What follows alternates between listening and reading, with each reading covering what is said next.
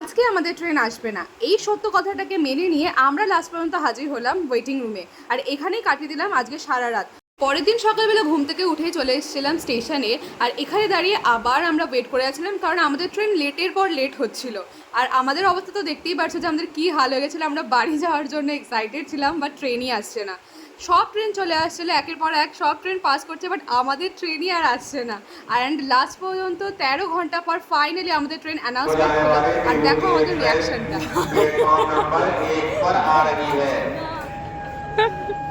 এই হলো আমাদের ট্রেন বিভূতি এক্সপ্রেস, যেটা 13 ঘন্টা পর বেনারসে পৌঁছেছে। ট্রেনে উঠে দেখলাম শুধু আমাদেরই না, সবার অবস্থাই কিন্তু একই। তারপর ফাইনালি রাত 10টার সময় এসে পৌঁছালাম বর্ধমান। আর বর্ধমানে যখন এসেছি তখন সীতাভোগ মিহিদানা নেবো না, এটা তো হতে পারে না, না?